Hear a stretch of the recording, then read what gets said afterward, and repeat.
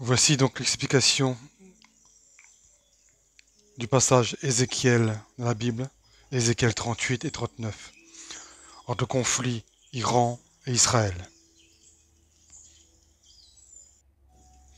Dans l'Ancien Testament, une nation puissante se dressait sur la scène mondiale, la Perse, un empire colossal s'étendant de l'Inde à l'Égypte, dominant par son autorité, sa richesse et son influence. C'est la Perse qui a permis aux Juifs de retourner à Jérusalem après l'exil à Babylone. C'est la Perse qui régnait à l'époque d'Esther, Esdras et Daniel. L'ancienne Perse est aujourd'hui l'Iran, qui occupe le même territoire géographique où l'empire perse a prospéré. Bien que son nom a changé, son histoire spirituelle, prophétique et géographique perdure.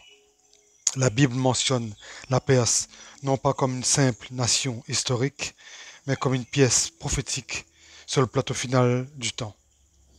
Dans les chapitres 38 et 39 d'Ézéchiel, par l'intermédiaire du prophète, Dieu révèle une future coalition des nations qui s'élèveront contre Israël. Parmi ces nations, la Perse, non pas comme alliés, mais comme ennemis. Ce n'est pas une coïncidence, car depuis l'Antiquité, les guerres, les alliances, les tensions entre ces terres ont été bien plus que des conflits humains. Ce sont des chapitres d'une histoire beaucoup plus grande, une histoire que Dieu a déjà écrite avant les temps, 2500 ans auparavant. Lorsque nous entendons parler de l'Iran aux informations, ses menaces contre Israël, ses programmes militaires, ses discours enflammés, nous ne nous contentons pas d'observer la politique, nous observons une prophétie en mouvement. Nous voyons comment l'ancienne Perse, sous son nouveau nom, reprend son rôle dans le scénario de la fin des temps. Et cela a été prophétisé des milliers d'années avant que cela n'arrive. C'est dans la Bible. Et chaque détail continue de se dévoiler exactement comme c'était écrit. La prophétie d'Ézéchiel concernant une coalition contre Israël. Ézéchiel, loin de Jérusalem, reçoit une vision bouleversante. Il est parmi les captifs de Babylone. Ce qu'il voit ne concerne pas son présent, mais notre avenir. Dans les chapitres 38 et 39 d'Ézéchiel, Ézéchiel décrit quelque chose qui semble tout un événement prophétique.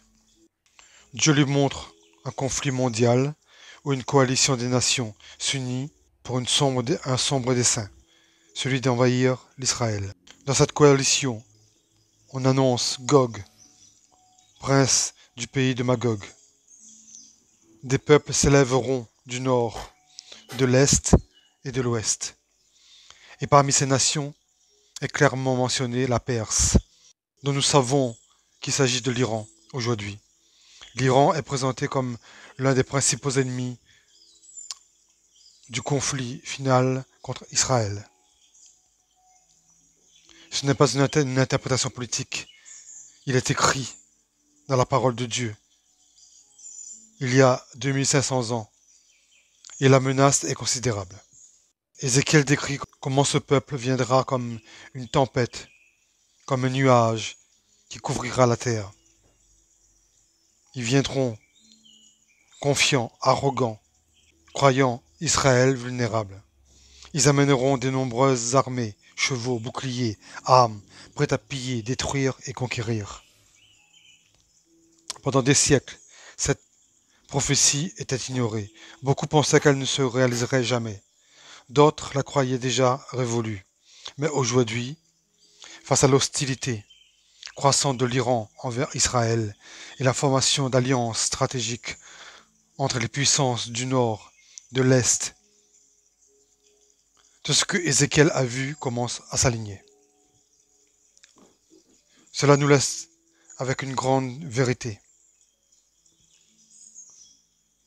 La Bible n'est pas un livre ancien et désuet. C'est un livre vivant, prophétique, actuel et précis. Ézéchiel ne parlait pas de son époque, il parlait de notre époque. Et cette coalition n'est pas seulement une menace politique, c'est un signe spirituel. C'est le prélude à une intervention divine.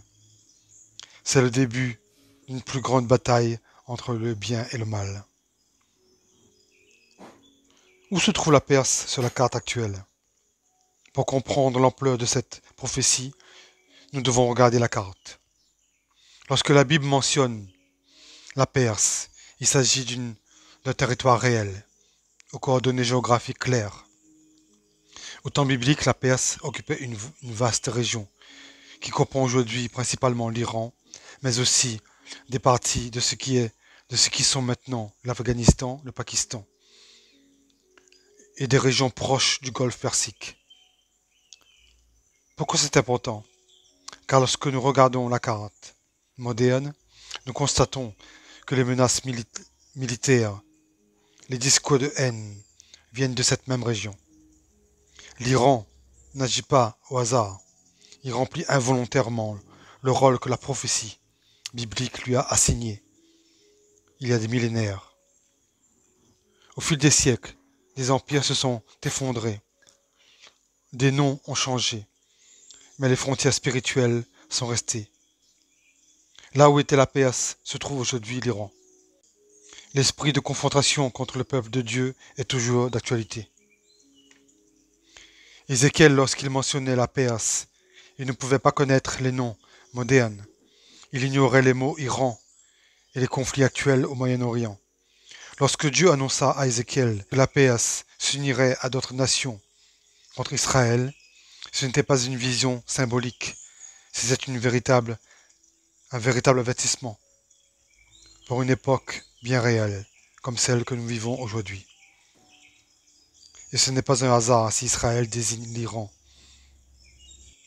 comme l'une des grandes menaces. Ce n'est pas un hasard si les tensions se sont intensifiées dans cette région. Dieu l'avait déjà vu et nous avait prévenu. Si quelqu'un est sceptique, montre-lui la carte.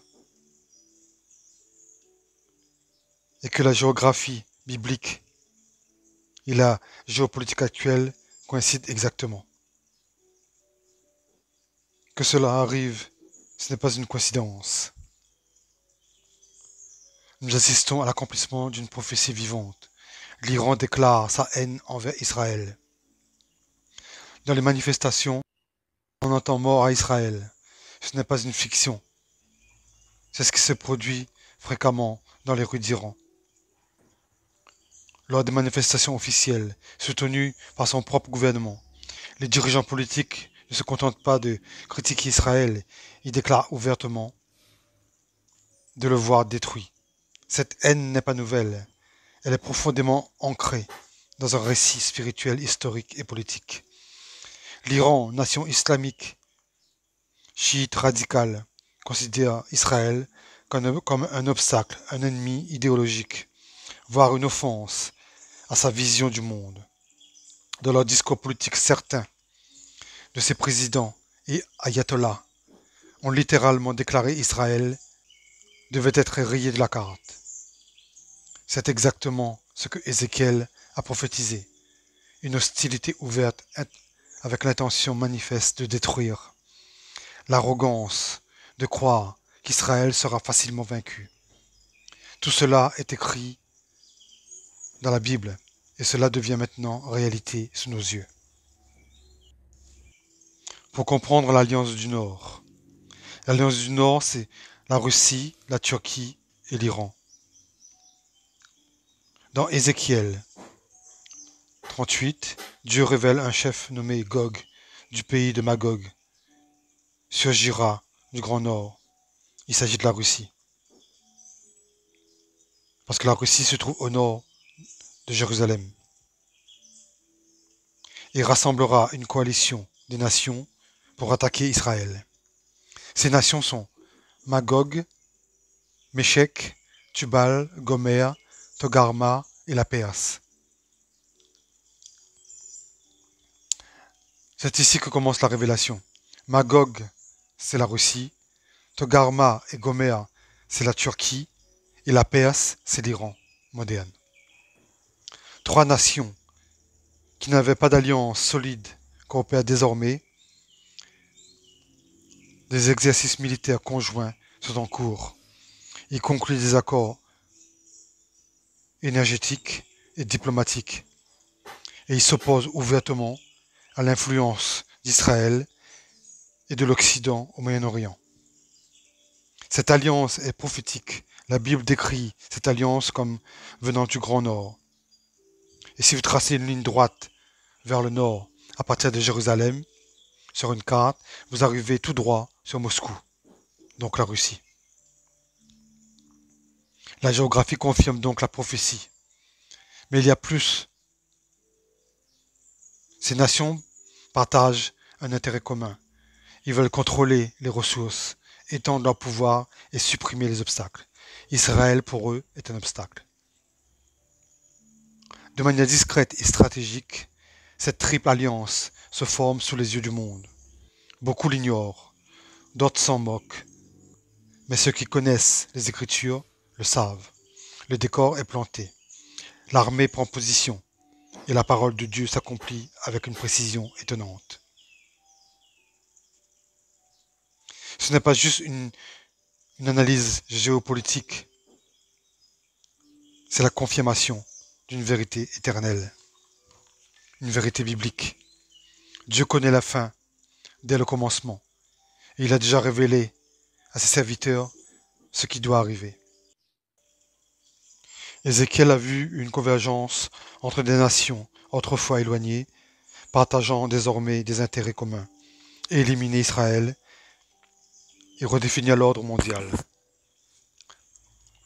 Iran, Russie, Turquie, trois puissances qui apparaissent dans la prophétie d'Ézéchiel sous des noms anciens, mais qui aujourd'hui s'unissent dans des traités, des alliances militaires et des discours anti-Israël. Au nord de Jérusalem se situe Moscou. Nous constatons un changement de comportement de la Turquie vis-à-vis d'Israël, un changement stratégique dans sa posture. L'Iran a indiqué qu'il ne s'arrêtera pas tant qu'Israël ne sera pas en ruine. Et c'est là que se manifeste l'intervention divine. Dieu ne se contente pas de prévoir l'attaque, il promet d'agir.